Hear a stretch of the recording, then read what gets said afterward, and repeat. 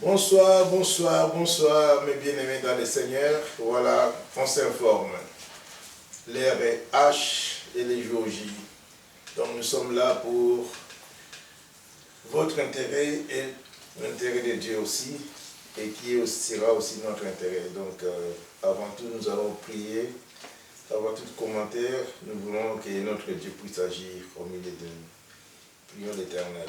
Amen. Nous te bénissons, nous te glorifions, Père très Saint, de nous fortifier encore pour ce petit début qui vient encore, Père très Saint, Seigneur, ça commence, oh Dieu Tout-Puissant. Nous te remercions, nous te sanctifions, Père très Seigneur, parce que tu nous donnes encore, Père très Seigneur, le souffle de vie pour annoncer la bonne nouvelle, Père très Seigneur, de Jésus-Christ. Merci, Père très Saint, nous voulons informer le peuple de Dieu, Père très Saint, sur le sujet très important aussi, Père très Saint, que tu nous as donné.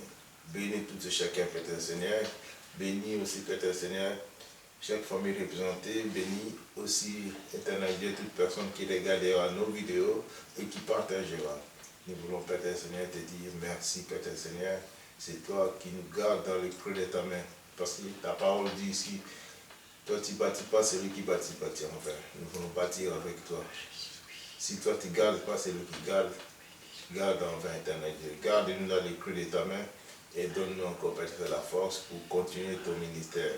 Nous te bénissons là de nos précieux, notre Seigneur Christ, notre Sauveur et Rédempteur. Amen. Amen. Éternel, notre Dieu, notre Père, nous te louons, nous te rendons grâce. Dans le beau et puissant nom de Jésus-Christ, notre Sauveur, nous te remercions pour ces instants où tu nous permets de méditer autour de ta parole qui est la vérité, qui est la vie. Que celle-ci, Seigneur, ne retourne pas à toi sans avoir fait ta volonté. Et que toute la gloire t'en revienne. Gloire au Père, gloire au Fils et gloire au Saint-Esprit. Amen. Amen. Merci Seigneur pour ce privilège que tu nous donnes de nous assembler en ton nom pour cette étude biblique. Merci pour ta présence et ton amour. Merci pour ta bonté infinie de chaque jour, ta miséricorde et ta compassion. Dirige cette réunion sous ton saint regard. Chasse tout esprit rebelle et contraire afin que tu puisses régner en maître souverain. Bénis les serviteurs présents, oins-les, Seigneur, de ton Saint-Esprit.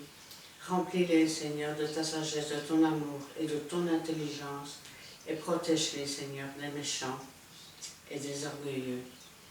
Nous t'écoutons, Seigneur. Parle, Seigneur, car ta parole est vraie. Elle est une lampe sur notre sentier. Visite aussi tout un chacun, tous ceux qui, aujourd'hui encore, vont écouter ces vidéos bibliques. Travaille leur cœur, Seigneur, afin qu'ils puissent être touchés par ta parole, qu'ils puissent aussi, Seigneur, rester sur le chemin que tu as tracé pour eux et grandir en toi, pour toi et par toi. Gloire, honneur, puissance soit rendue dans le bon nom de Jésus-Christ. Amen. Amen.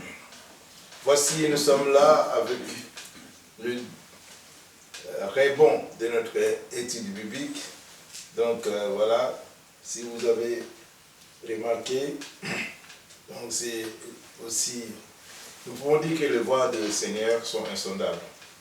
Peut-être nous avons fait une petite pause parce que Dieu a voulu aussi. Donc on ne va pas tout dévoiler, mais l'essentiel est que nous sommes là pour continuer notre étude biblique. Donc voilà, aujourd'hui nous allons parler de la réconciliation. Mais avant tout, je voulais vous dire qu'il y a encore d'autres vidéos qui sont sur YouTube. Aussi, donc, vous pouvez visualiser à l'adresse de Christian Delisseau. Donc, Delisseau, D-E-L-S-A-U-X. Et sur place, nous sommes à l'église de Pentecôte, et donc, Fraternité évangélique de Pentecôte Péniel. Nous sommes assis sur la rue Paul Janson, numéro 55. À Montigny-Sistamble, donc à Charleroi, 60-61. Donc vous ne serez pas dessus, venez au moins voir avec vos propres yeux ce que Dieu fait, donc de cette assemblée. Et pour aujourd'hui, nous allons laisser la place à notre pasteur Christian Delisseau qui va nous parler de la réconciliation. Pasteur. Amen. Alors pour parler de réconciliation, il faut d'abord parler de ce qui fâche. On ne peut pas se réconcilier avec quelqu'un avec qui on s'entend bien. Il y a donc un moment où il s'est passé quelque chose qui a créé, je vais dire, une rupture. Une rupture qui demandait une réconciliation. Alors cette rupture, nous la voyons dans le livre de la Genèse. Nous pouvons déjà lire du verset 1 à 3. Nous lisons la parole de Dieu dans le livre de la Genèse, versets 1 à 3. Le serpent était le plus rusé de tous les animaux des champs que l'Éternel Dieu avait fait. Il dit à la femme, « Dieu a-t-il réellement dit, vous ne mangerez pas de tous les arbres du jardin ?» La femme répondit au serpent, « Nous mangeons du fruit des arbres du jardin. Mais quant au fruit de l'arbre qui est au milieu du jardin, Dieu a dit, vous n'en mangerez point, et vous n'y toucherez point, de peur que vous ne mourriez. » Nous sommes donc au chapitre 3, et la Bible nous parle du serpent qui est le plus rusé de tous les animaux des champs. Alors, ce serpent était autrefois un chef des anges. Il a été puni. Mais Dieu avait dit à l'homme, tu domineras sur tous les animaux. Donc l'homme devait dominer sur l'animal, même l'animal des champs qui est le serpent. Il avait autorité pour le faire, mais il s'est laissé entraîner. Entraîné par l'ennemi même de Dieu. Celui qui voulait que les hommes aient le désir d'être égal avec Dieu, mais en désobéissant à Dieu. Et donc, il les a incités à désobéir à Dieu. L'arbre de la connaissance du bien et du mal. C'est-à-dire, on connaît le bien, maintenant on va connaître le mal parce qu'on a désobéi. Le résultat, eh bien, nous pouvons le lire au verset 13 jusqu'au verset, petit instant, 19. Nous lisons la parole de Dieu dans le livre de la Genèse, chapitre 3, versets 13 à 19. Et l'Éternel Dieu dit à la femme, « Pourquoi as-tu fait cela ?» La femme répondit, « Le serpent m'a séduite et j'en ai mangé. » L'Éternel Dieu dit au serpent, « Puisque tu as fait cela, tu seras maudit entre tout le bétail et entre tous les animaux des champs. Tu marcheras sur ton ventre et tu mangeras de la poussière tous les jours de ta vie. Je mettrai inimitié entre toi et la femme, entre ta postérité et sa postérité. Celle-ci t'écrasera la tête et tu lui blesseras le talon. » Il dit à la femme, « J'augmenterai la souffrance de tes grossesses. Tu enfanteras avec douleur, et tes désirs se porteront vers ton mari, mais il dominera sur toi. » Il dit à la femme, « Puisque tu as écouté la voix de ta femme, et que tu as mangé de l'arbre au sujet duquel je t'avais donné cet ordre, tu n'en mangeras point.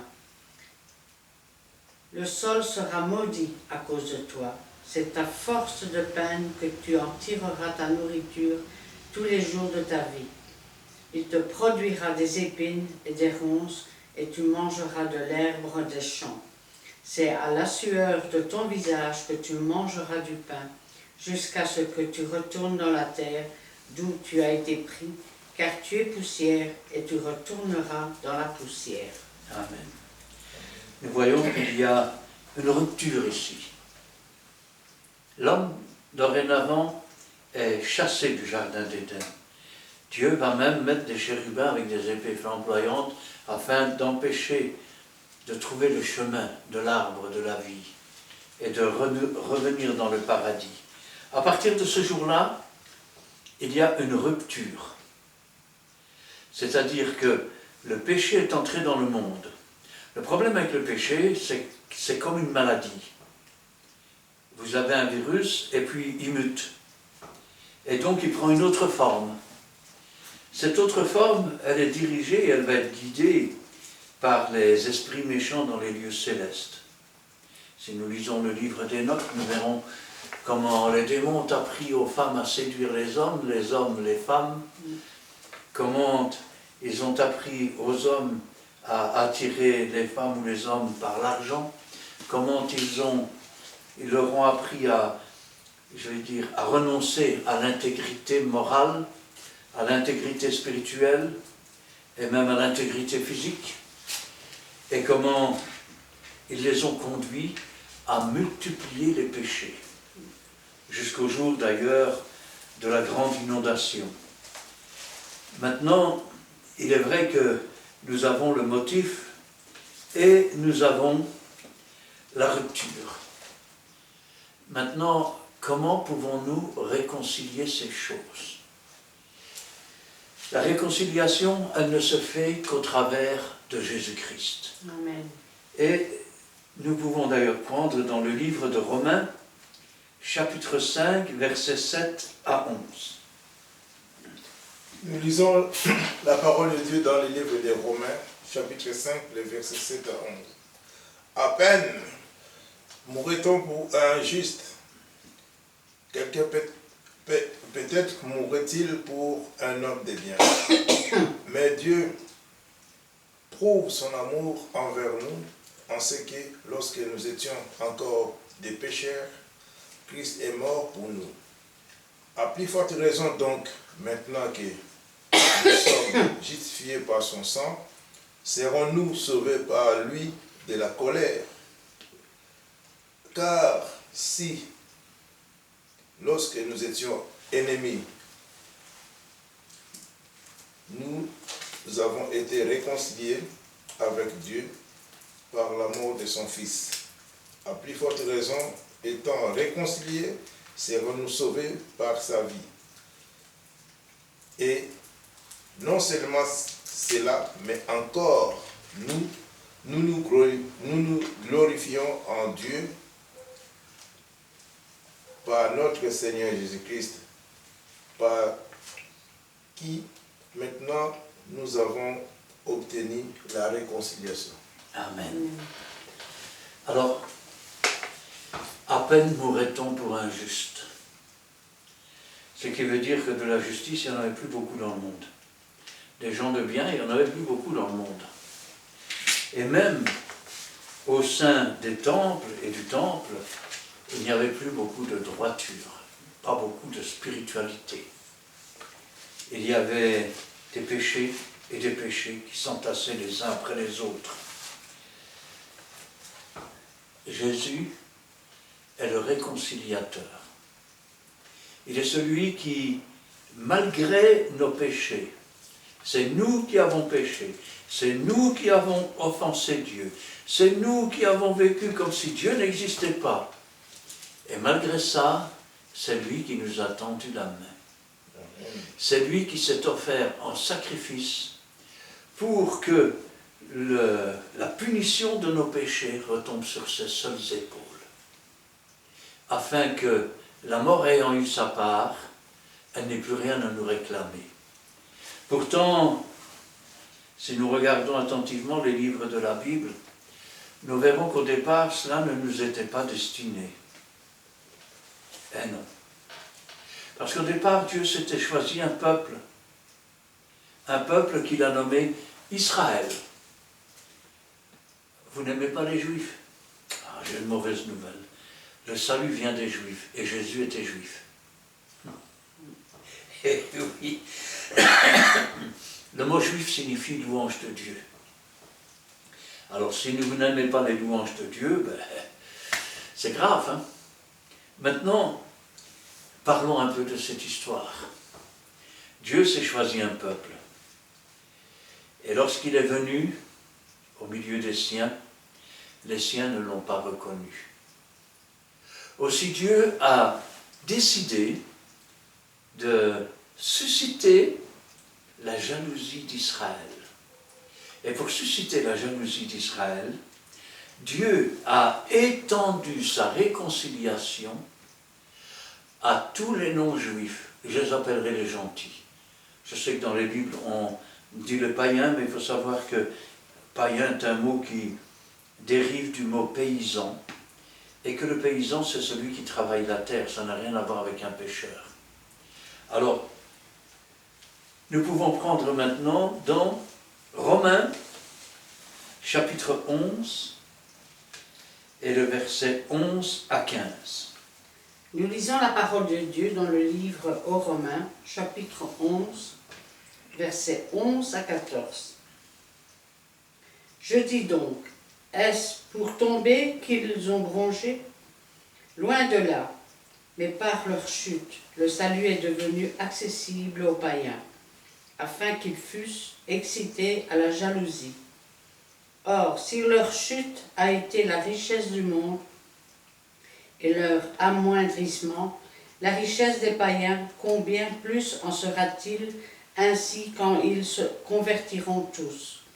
Je vous le dis, à vous, païens, en tant que je suis apôtre des païens, je glorifie mon ministère, afin, s'il est possible, d'exciter la jalousie de ceux de ma race et d'en sauver quelques-uns. Le 15. À 14 Le 15. Pardon. Car si leur rejet a été la réconciliation du monde, que sera leur réintégration, sinon une vie d'entre les morts? Amen. Nous voyons donc que Dieu s'est alors tourné vers les nations pour susciter la jalousie d'Israël. Quand on parle de la chute, quand on chute, ça veut dire qu'on tombe. Moi, je dirais qu'Israël a fait un faux pas. Il n'est pas réellement tombé. Sinon, Dieu, je vais dire quelque part, n'exciterait pas sa jalousie. Mais par contre, il y a quelque chose qui est intéressant là. Parce que lorsque Israël a bronché et que Dieu s'est tourné vers les nations, ça veut dire quelque part, comme dit l'apôtre, que la chute d'Israël, ou son faux pas, ça a été le relèvement de toutes les nations.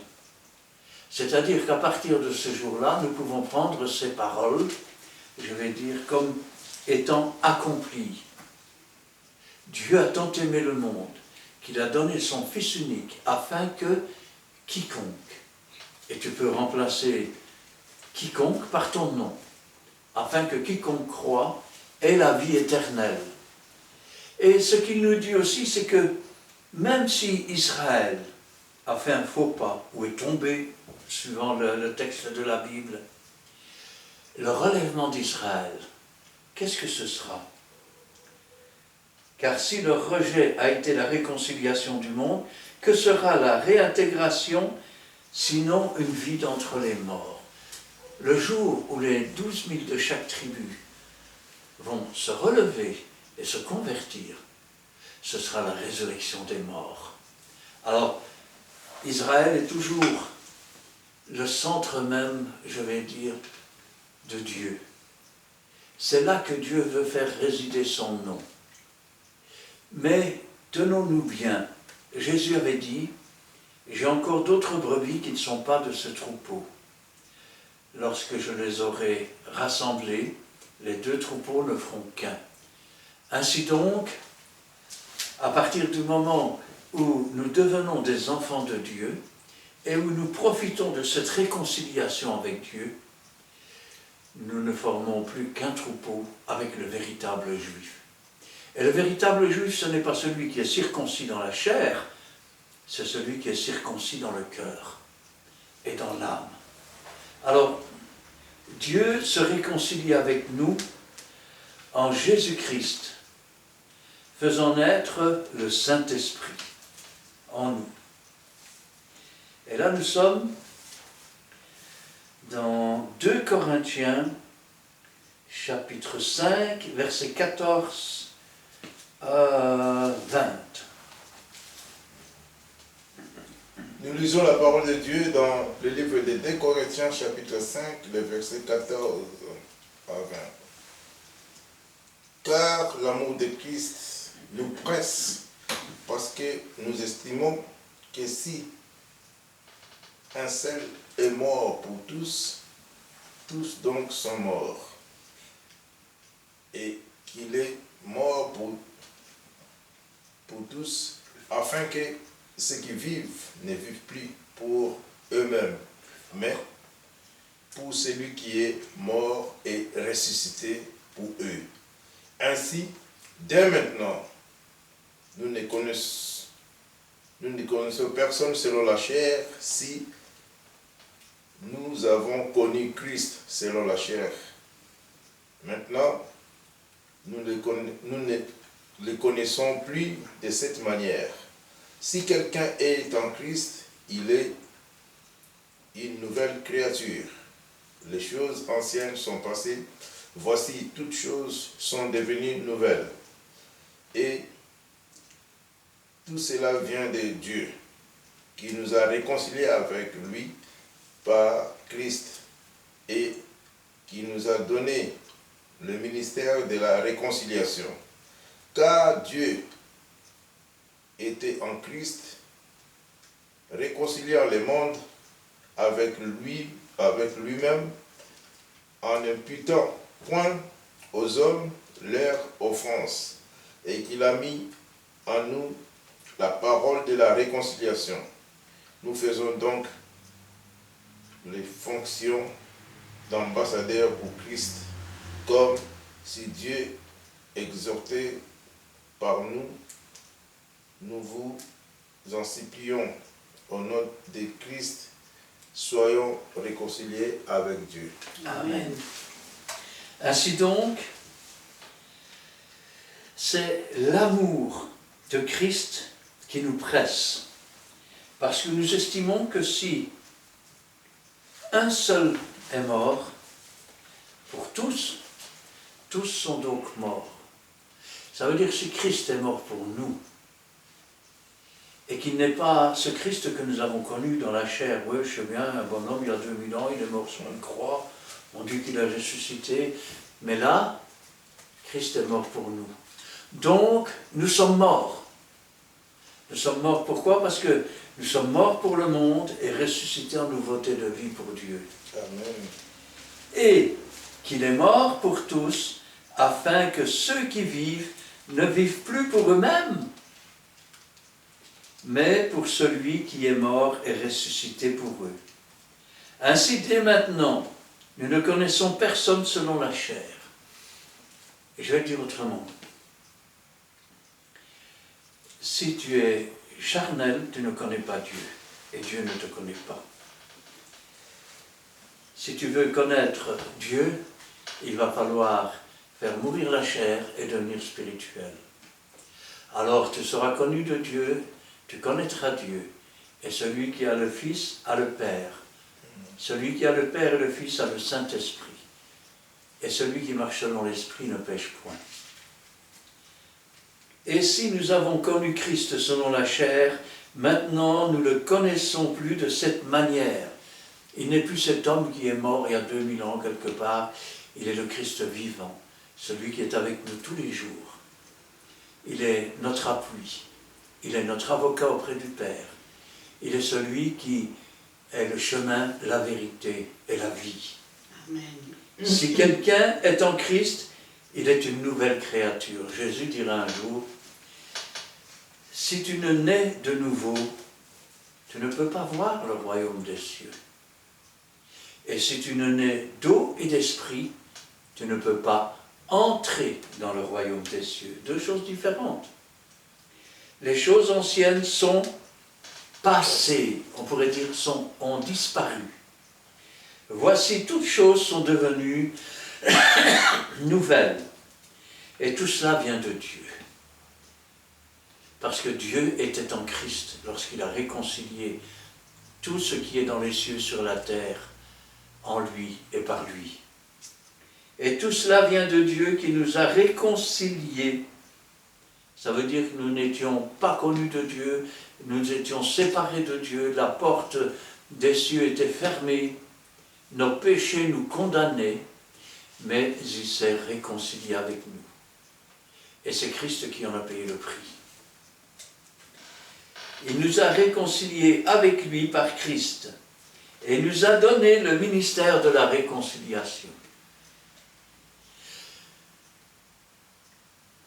Moi, je prierai le Père et il vous enverra un autre consolateur, le Saint-Esprit survenant sur vous, et vous serez mes témoins. Nous sommes alors, et nous témoignons, de la mort de Jésus, de sa résurrection, nous témoignons de la réconciliation qu'il a opérée sur cette croix du calvaire, versant son propre sang pour effacer nos péchés, nos transgressions, prenant sur lui notre propre mort, afin que la mort ait eu sa part, nous puissions vivre éternellement. Et nous le proclamons. Ainsi donc, nous avons reçu par le Saint-Esprit la parole de la réconciliation et le ministère de la réconciliation. C'est d'ailleurs le seul ministère qui est donné à tous les chrétiens, sans exception. Ça veut dire que quand tu parles à quelqu'un et que tu lui dis, tu sais, Jésus t'aime, Jésus a donné sa vie pour toi, ce sont les paroles du ministère de la réconciliation. Et Dieu est dans ses paroles, et le Saint-Esprit est là pour convaincre de péché, de justice et de jugement. Car Christ qui nous a donné le ministère de la réconciliation, car Dieu était en Christ, réconciliant le monde avec lui-même, en n'imputant point aux hommes leurs offenses, ça veut dire en effaçant leurs péchés, en les oubliant, en les jetant dans la mer de l'oubli. Et il a mis en nous la parole de la réconciliation. Ainsi donc, Jésus donne le ministère de la réconciliation. Et le Saint-Esprit met en nous les paroles de la réconciliation. Qu'est-ce qu'il y a dans ton église? Il n'y a personne qui parle de Jésus à personne? Alors tu dois naître de nouveau. Il y a quelque chose qui ne va pas. Parce que, rappelez-vous ce que disait l'apôtre Paul. Malheur à moi si je ne prêche pas l'évangile. Et nous pourrions dire, je ne me sens pas bien si je ne parle pas de Jésus. Où est ta reconnaissance? Il y avait 10 lépreux. Allez vous montrer au sacrificateur. Et se voyant guéri, il n'y en a qu'un qui est revenu. C'était un étranger. Il est revenu pour rendre gloire à Dieu. C'est ça aussi le ministère de la réconciliation. C'est rendre gloire à Dieu pour ce qu'il a fait pour nous. Et faire savoir qu'il le fait aussi pour d'autres. Amen.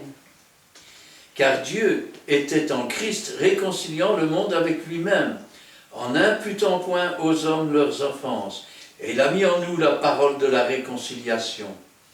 Nous faisons donc les fonctions d'ambassadeurs pour Christ, représentants de Christ. Et je vais le dire autrement, quand nous sommes un véritable enfant de Dieu, quand nous sommes vraiment nés d'eau et d'esprit, quand Dieu a mis en nous le ministère de la réconciliation, quand le Saint-Esprit a mis la parole de la réconciliation, nous représentons Christ. Ce n'est plus nous qui vivons, c'est Christ qui vit. Les paroles qui sortent de la bouche du véritable enfant de Dieu, comprenez que c'est Christ qui parle. Parce que les paroles ne sont pas destinées à l'intelligence humaine, elles sont destinées à l'âme. Et pour pouvoir parler et avoir ce ministère, il faut aussi avoir l'amour des âmes. Parce que sans l'amour des âmes, alors on ne lutte pas contre les esprits méchants dans les lieux célestes, on lutte contre la chair. Celui-là n'est pas beau, celui-là ne plaît pas, celui-là j'aime pas. Et ça prouve que nous ne sommes pas réconciliés avec Dieu. Parce que quand on est vraiment réconcilié avec Dieu, alors on comprend l'amour que Dieu a manifesté pour tous les frères et les sœurs, pour celui qui est perdu, qui est vautré dans l'alcool, qui est vautré dans la luxure et dans tout ce que vous voulez. Et on prie pour lui, pour que Dieu change son cœur, change son âme et le sauve avant qu'il ne soit trop tard. Car s'il n'y a plus de joie pour un pécheur qui se repent, il y a des larmes pour un pécheur qui descend dans le séjour des morts. Nous faisons donc les fonctions d'ambassadeurs pour Christ, comme si Dieu exhortait par nous. Nous vous en supplions, au nom de Jésus-Christ, soyez réconciliés avec Dieu. Mais pour pouvoir se réconcilier avec Dieu, il faut être réconcilié avec soi-même. Pour être réconcilié avec soi-même, il faut aussi pouvoir se réconcilier avec les autres. Rappelez-vous cette prière. Pardonne-nous nos offenses comme nous pardonnons à ceux qui nous ont offensés. Et là, nous sommes dans 1 Corinthiens chapitre 7, versets 10 et 11. Non, Matthieu 5. Ah pardon, oui, je suis allé un peu trop loin. Matthieu 5 et le verset 23-24. Nous lisons la parole de Dieu dans le livre de Matthieu chapitre 5, versets 23-24. Si donc tu présentes ton offrande à l'autel, et que là, tu te souviennes que ton frère a quelque chose contre toi, laisse là ton offrande devant l'autel, et va d'abord te réconcilier avec ton frère. Puis viens présenter ton offrande. Amen. Alors, je ne vais pas faire dire à ce texte ce qu'il ne dit pas. J'aurais pu lui faire dire, si donc tu présentes ton offrande à l'autel, et que là tu te souviens que tu as quelque chose contre ton frère, ça peut arriver qu'on ait des choses contre son frère. Vous savez, on peut être déçu par des pasteurs, on peut être déçu par des anciens, on peut être déçu par des pasteurs, par des frères, par des sœurs. Il n'y a que le Seigneur qui ne déçoit jamais. Amen. Amen. Mais là, si maintenant, toi tu as fait quelque chose, et que maintenant ton frère t'en veut à cause de ça, c'est là le sens du texte. Regardez bien. Si donc tu présentes ton offrande, si donc tu viens apporter ta prière, si donc même tu apportes une offrande pour mettre dans le sac de l'église, si donc même ton offrande, parce que tu n'es pas riche ou parce que est de donner un coup de main dans le travail de l'église, et que là tu apportes ton offrande, mais que là tu te souviens. Dis-toi bien que si tu te souviens, c'est le Saint-Esprit qui te parle. Il te dit, attends, tu apportes ça, mais tu n'es pas en règle. Tu as fait quelque chose là. Et à cause de toi, ton frère est fâché. Et parce qu'il y a de l'irritation dans son cœur, il ne peut pas être en paix. Alors si donc tu te souviens que ton frère a quelque chose contre toi, laisse-la ton offrande. Va t'excuser s'il faut. Va demander pardon. Réconcilie-toi. Parce que si tu refuses de reconnaître tes fautes, si tu refuses d'aller te réconcilier avec ton frère, parce que tu es orgueilleux, comment veux-tu te réconcilier avec Dieu, puisque tu pêches? Il est dit, tu aimeras ton prochain comme toi-même. Ça veut dire que tu t'aimes plus que ton prochain. Laisse là ton offrande devant l'autel et va d'abord te réconcilier. Va d'abord ôter ce qui met l'irritation contre toi. Puis, lorsque tu seras réconcilié, viens présenter ton offrande. Alors, ça c'est bien. Nous avons la réconciliation en Dieu par Jésus-Christ. Nous avons le ministère de la réconciliation. Nous avons la parole de la réconciliation. Nous devons nous réconcilier si nous voulons apporter quoi que ce soit à Dieu. Si le Saint-Esprit nous le met à nous rappeler, nous devons d'abord régler ces questions. Mais qu'en est-il des couples? Ah oui, parce que, vous savez, aujourd'hui dans les églises, oh, mais moi j'ai divorcé, oh, moi, je ne m'entendais plus, oh, il était plus beau, il n'était pas belle. Enfin, tous les prétextes sont bons. Attention. Une femme n'est pas un punching ball. Et si une femme est battue et que son intégrité physique est en danger, je comprends qu'elle puisse se séparer. Mais aujourd'hui, pour un oui, pour un non, on se sépare. Et le plus beau de tout, c'est que quand on arrive à l'église, oui, mais c'est lui qui m'a foutu dehors. Alors que c'est pas vrai. C'est elle ou lui qui est parti. C'est elle ou lui qui ne veut plus de son mari. Pourquoi? Parce qu'on n'est pas droit dans ses bottes. Alors, voyons un peu ce que dit la Bible à ce sujet. Nous sommes dans 1 Corinthiens chapitre 7, versets 10 et 11. La réconciliation dans les couples. La parole de Dieu est dans 1 Corinthiens chapitre 7, et versets 10 à 11. À ceux qui sont mariés, j'ordonne non pas moi, mais le Seigneur, que la femme ne se sépare point de son mari. S'il est séparé, qu'elle demeure sans se marier, ou qu'elle se réconcilie avec son mari, et que le mari ne répudie point sa femme. Amen. Alors, à ceux qui sont mariés, j'ordonne. C'est un ordre, c'est un commandement, c'est un précepte. Rappelez-vous que pour avoir désobéi à un commandement, il y a eu rupture entre l'homme et Dieu. Que cette rupture a duré des siècles et des siècles. Et qu'il a fallu la vie et le sang de Christ pour une réconciliation. J'ordonne, non pas moi, c'est pas Paul qui ordonne, mais le Seigneur. C'est Jésus qui ordonne. Alors tu peux désobéir à Jésus et dire je suis chrétienne, mais tu n'es rien. Voici ma mère, mes frères, mes sœurs, ce sont ceux qui écoutent la parole de Dieu et qui la mettent en pratique. À quoi sert-il d'écouter la parole de Dieu si ça rentre par une oreille, ça sort par l'autre? Non, je ne vous gronde pas. Je mets simplement les avertissements et les points d'exclamation. Danger, danger. Non pas moi, mais le Seigneur. Que la femme ne se sépare point de son mari. Première chose.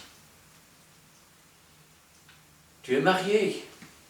Tu n'as rien à faire avec d'autres hommes. Ça, c'est déjà une chose.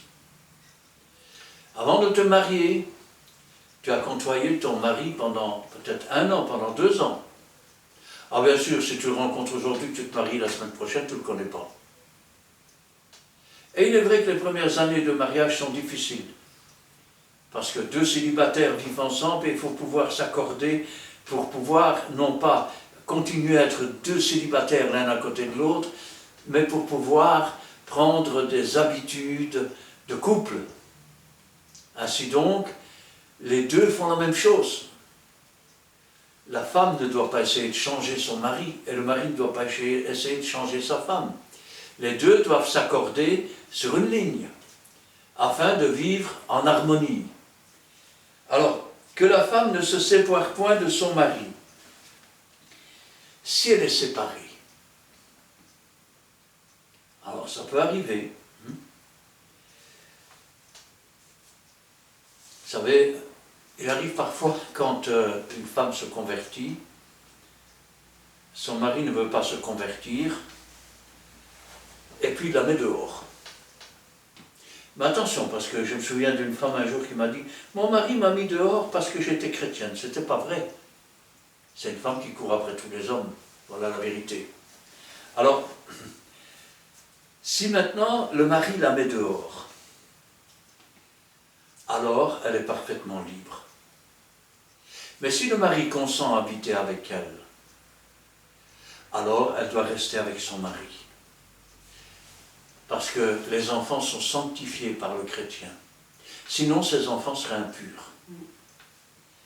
Maintenant, qu'elle ne se sépare point de son mari. Si elle est séparée, écoutez bien, aujourd'hui, dans beaucoup d'églises, ça donne quoi? Ben, je me cherche un autre homme, hein, parce que l'autre n'était pas bon. Hein. Vous savez, un homme, c'est pas une voiture, c'est pas une machine à laver. C'est pas un four qu'on remplace, ou un frigo. Si elle est séparée, qu'elle demeure sans se marier, ou qu'elle se réconcilie.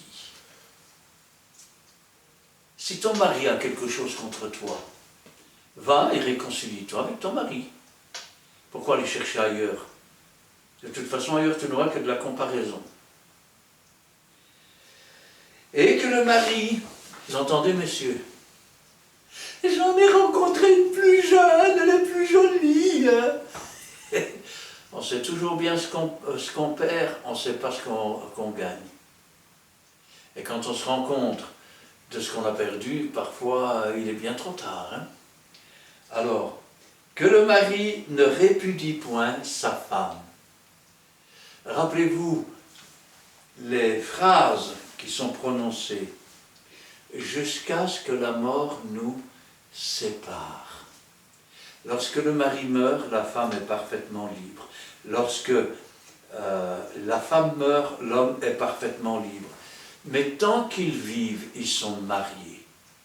C'est la même chose spirituellement. Pourquoi devons-nous mourir pour le monde? Pour ne plus être mariés avec le monde et le prince du monde. Et ainsi être parfaitement libre de devenir et de faire partie de l'épouse de Christ. Alors,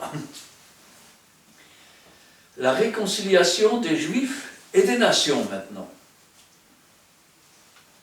Nous sommes dans Éphésiens, chapitre 2, versets 11 à 18. Pardon. Nous lisons la parole de Dieu dans le livre aux Éphésiens, chapitre 2, versets 11 à 18. C'est pourquoi, vous, autrefois païens dans la chair, appelés incirconcis par ceux qu'on appelle circoncis, et qui le sont en la chair par la main de l'homme. Souvenez-vous que vous étiez, en ce temps-là, sans Christ, privés du droit de cité en Israël, étrangers aux alliances de la promesse, sans espérance et sans Dieu dans le monde. Mais maintenant, en Jésus-Christ, vous qui étiez jadis éloignés, vous avez été rapprochés par le sang de Christ, car il est notre paix, lui qui des deux n'en a fait qu'un, et qui a renversé le mur de séparation. L'inimitié ayant anéanti par sa chair la loi des ordonnances dans ses prescriptions, afin de créer en lui-même avec les deux un seul homme nouveau, en établissant la paix et de les réconcilier l'un et l'autre en un seul corps avec Dieu, par la croix, en détruisant par elle l'inimitié. Il est venu annoncer la paix à vous qui étiez loin et la paix à ceux qui étaient près. Car par lui, nous avons les uns et les autres accès auprès du Père dans un même esprit. Amen. Amen. C'est pourquoi, vous, autrefois, inconvertis, on va dire, dans la chair, appelés incirconcis par ceux qu'on appelle circoncis, c'est-à-dire les païens et les juifs, et qui le sont en la chair par la main de l'homme, c'est-à-dire qu'eux sont circoncis dans la chair, la circoncision étant une ordonnance à perpétuité. Et puis nous ne sommes pas circoncis, nous étions considérés comme ne faisant pas partie du peuple de Dieu, comme étant éloignés, comme étant toujours dans l'inimitié, c'est-à-dire que quand on parle de l'inimitié entre le serpent et la femme, on parle d'un dégoût. Ça c'est un peu comme quand il y a des femmes qui voient une araignée. Eh bien, c'est à peu près ça. On n'en veut pas, on ne veut pas y toucher, on ne veut pas s'approcher, ça nous vous effraie. Souvenez-vous que vous étiez en ce temps-là sans Christ, privés du droit de cité en Israël. Nous ne faisions pas partie du peuple de Dieu, nous faisions partie des nations, alors qu'Israël avait été choisi et choyé par Dieu. Étrangers aux alliances de la promesse, sans espérance et sans Dieu dans le monde. Mangeons, buvons, car demain nous mourrons. Aucun espoir pour nous, nous sommes des étrangers devant Dieu et nous sommes perdus par nos offenses.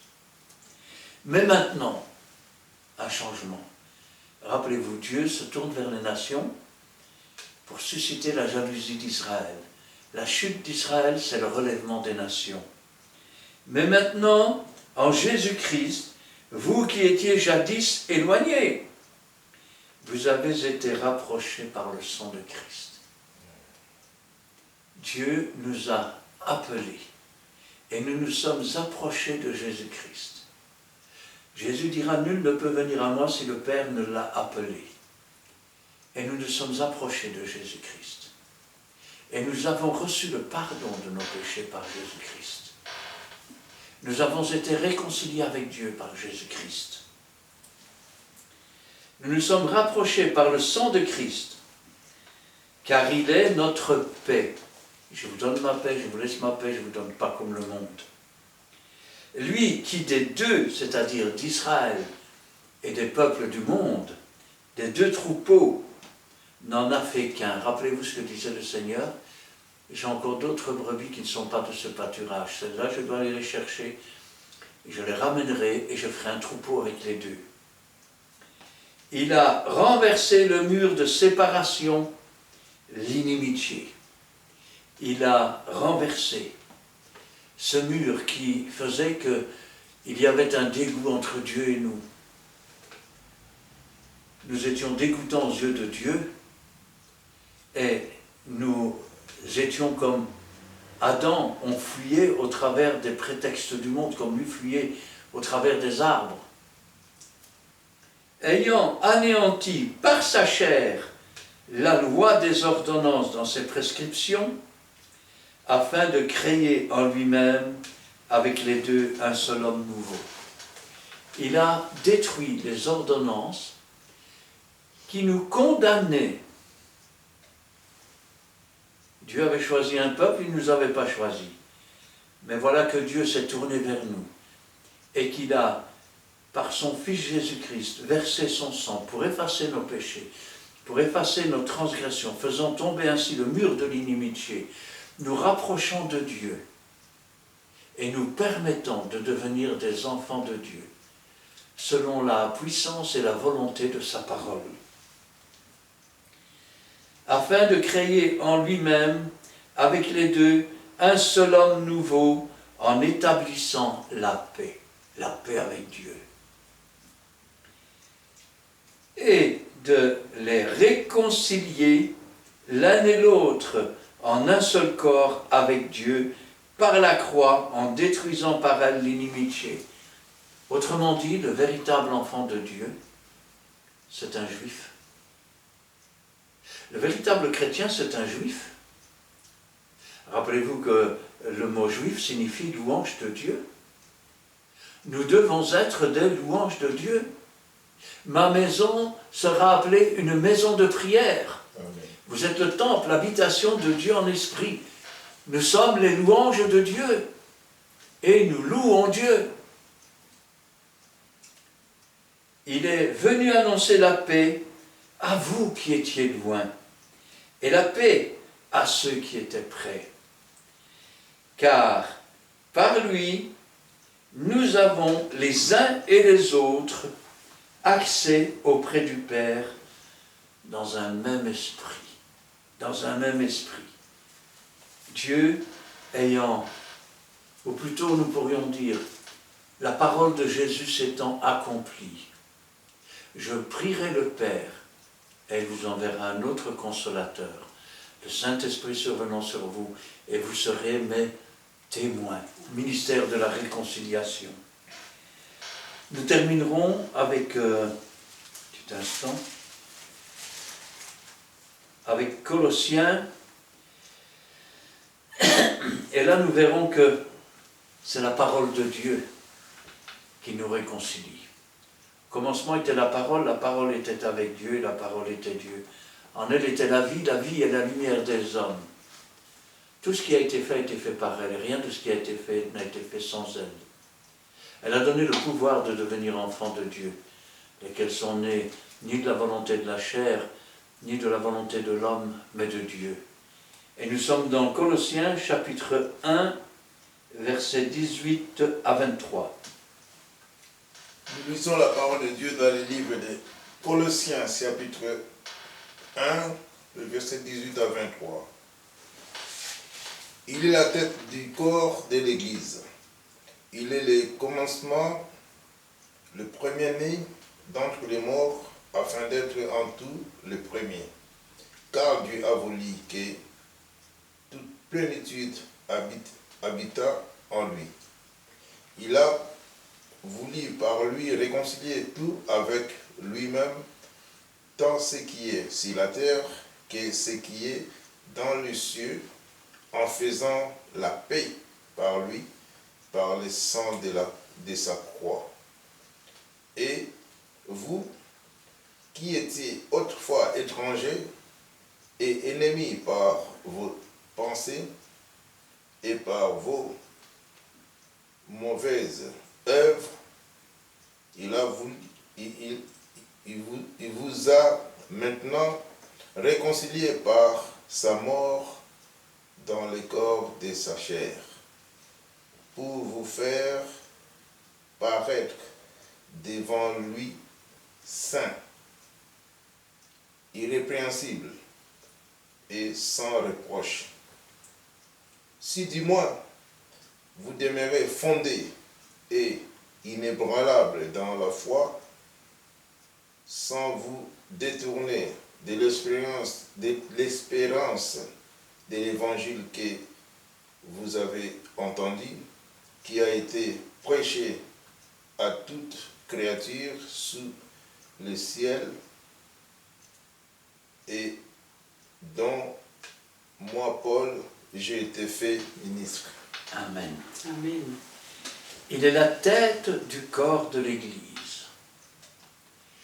D'autres mots diront, il est le chef de l'Église. Nous pourrions dire, il est le responsable de l'Église. C'est lui qui prend soin de son Église. C'est lui qui dirige son Église. Il est le commencement.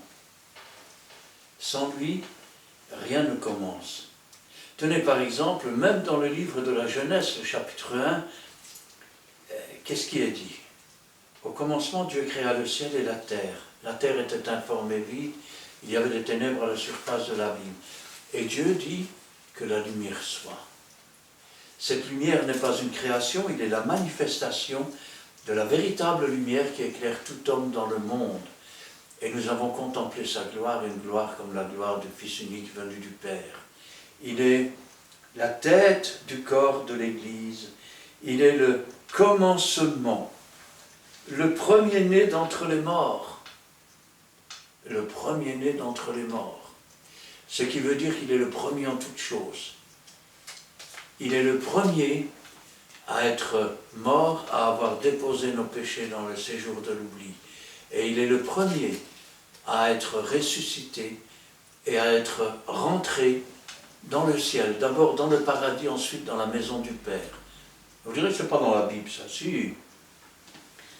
Rappelez-vous, Jésus-Christ a dit à ce brigand, aujourd'hui même tu seras avec moi dans le paradis. Donc il est bien allé dans le paradis ce jour-là. Et pourtant le dimanche matin, il dit à Marie, ne me touche pas car je ne suis pas encore monté dans la maison de mon Père. Ce qui veut dire qu'il doit encore rentrer dans la maison du Père. Il est le premier à être entré dans le paradis, le premier à être entré dans la maison du Père, qui, ayant habité dans une chair semblable à la nôtre, il est le premier en toutes choses. Car Dieu a voulu que toute plénitude habitât en lui. Il a voulu par lui réconcilier tout avec lui-même, tant ce qui est sur la terre que ce qui est dans les cieux.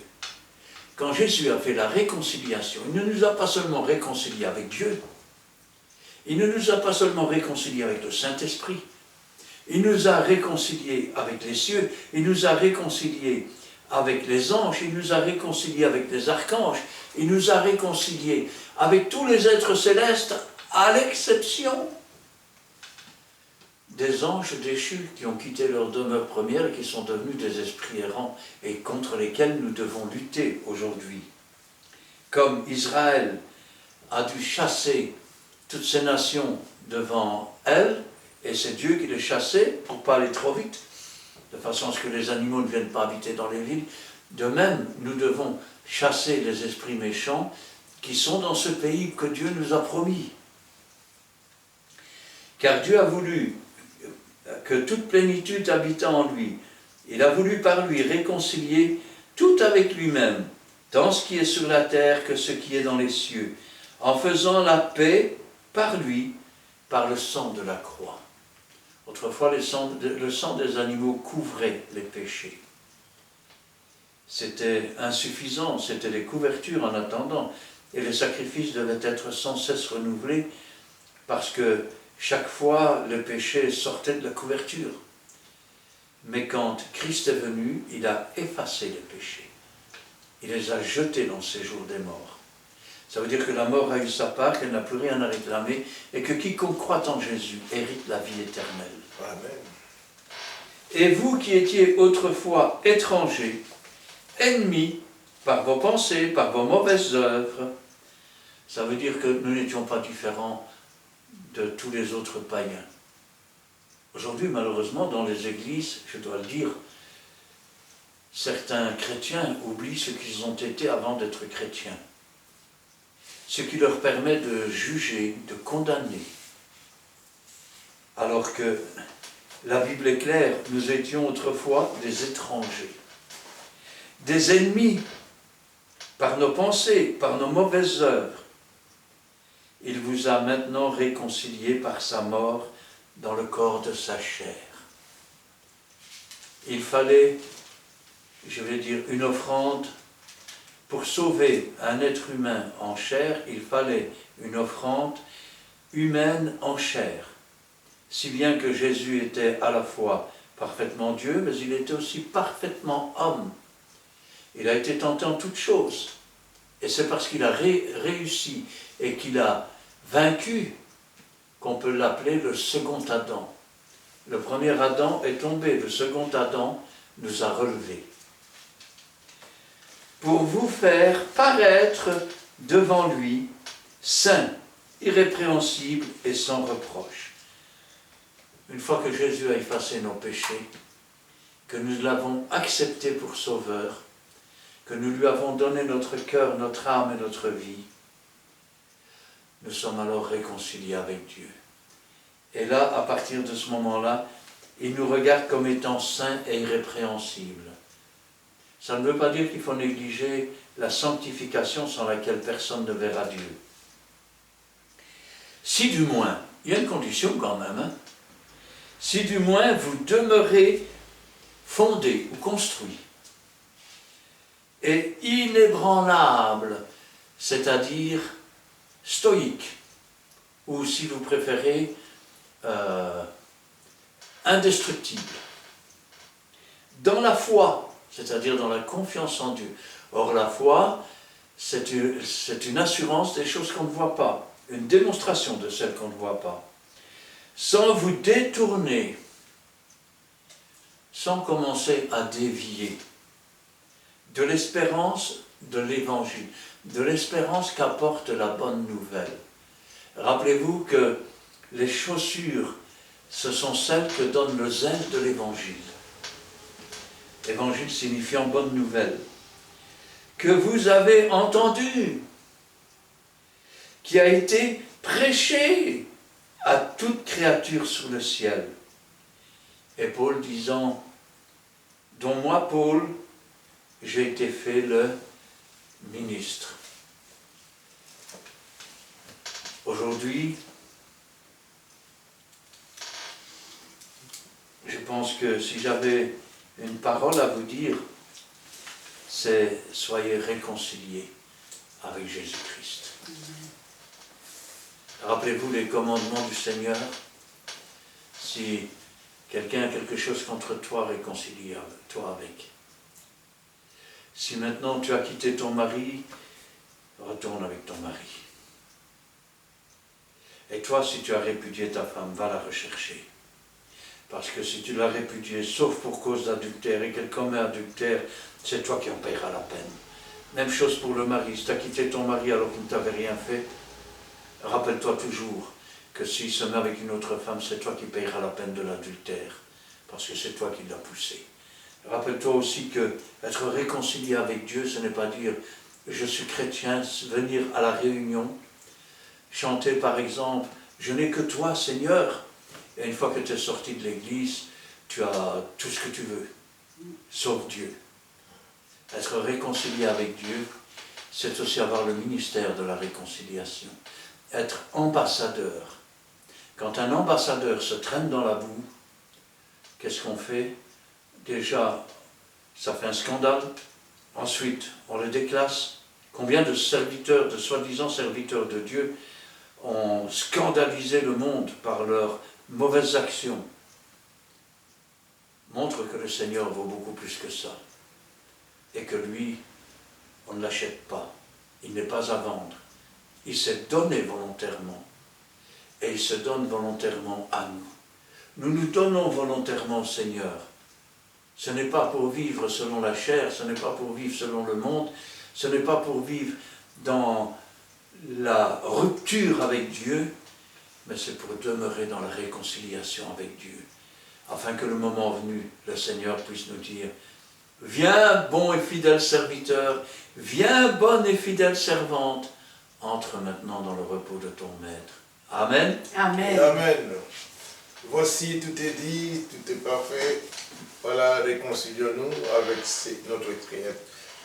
Celui qui nous a créé, notre Créateur. Et voici, nous sommes arrivés quasiment à la fin. J'ai toujours dit, il vaut mieux la fin d'une chose qui est son commencement. Amen. Voilà, nous avons commencé par une prière, si nous pouvons aussi terminer par la prière. Merci Dieu Tout-Puissant de nous avoir inspiré, éternel Dieu, pour se réconcilier avec toi, éternel Dieu. Nous sommes là, Père Seigneur, à l'aide de ton Esprit Saint, Père Seigneur, nous nous abandonnons dans les creux de ta main, éternel Dieu, comme une vase vide. Remplis-nous, Père Seigneur, de ton amour, parce que tu es mort pour nous. Éternel Père Seigneur, tu nous as rachetés par ton propre sang. La mort, Père Seigneur, que tu as subi nous a rendu la vie, Père Seigneur, le salut envers toi, éternel Dieu, parce que tu as arraché ces jours-là, la clé de ces jours des morts. Nous te bénissons, nous te sanctifions encore, Père Seigneur, c'est le moment que nous sommes réconciliés avec toi, Père Seigneur.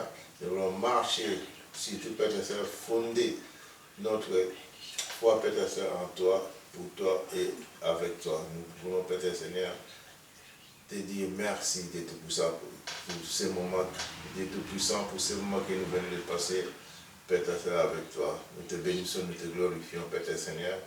Bénis notre chemin de retour, garde-nous dans le creux de ta main, protège-nous comme une poule, protège ces poussins. Nous te bénissons, nous te sanctifions, nous ne manquerons pas de témoigner dans le jour à venir.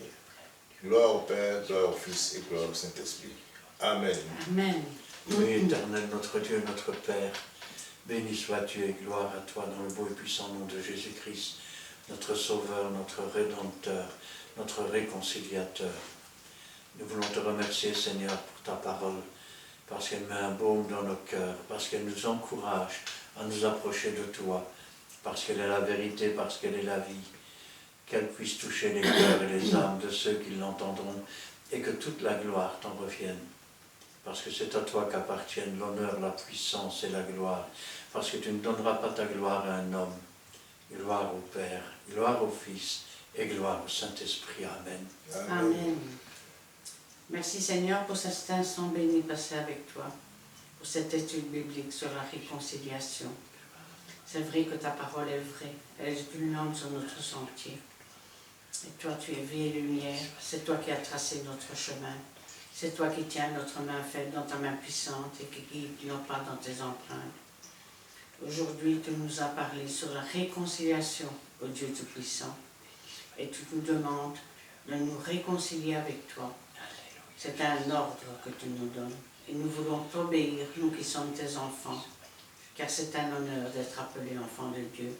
Nous voulons nous réconcilier avec toi. Agis, Seigneur, dans nos cœurs, afin que nous le fassions. Agis aussi dans le cœur de tous ceux qui te cherchent, tous ceux qui aujourd'hui encore vont regarder cette étude biblique à travers ces vidéos. Visite-les à l'instant même, bénis-les au nom de Dieu, parle à leur cœur afin que eux aussi puissent être en ordre avec toi et se réconcilier avec toi. Vous qui avez regardé, qui allez regarder ces vidéos bibliques, si la parole de Dieu vous a touché, likez, mettez un commentaire, Et n'oubliez pas de partager en grand nombre cette vidéo afin que la parole de Dieu soit propagée dans le monde entier. Non pas pour nous glorifier, mais pour glorifier le beau et divin nom de notre Seigneur Jésus-Christ. Amen. Amen. Voici, nous sommes arrivés à la fin, mais ici, il faut vous rappeler nos adresses. Donc, nous sommes 6 places. Vous pouvez venir sur le terrain à Charleroi. Nous sommes sur la rue Paul Johnson, numéro 55. Paul Johnson, numéro 55. Code postal, c'est 6061 à Montigny-600. Et sur YouTube, nous avons aussi quelques vidéos, des centaines déjà, et qui sont sur l'adresse de Christian Delso. Delso, c'est D-E-L-S-A-U-X. Voici, nous sommes arrivés à la fin. Quant à nous, aujourd'hui, on vous dit bye bye.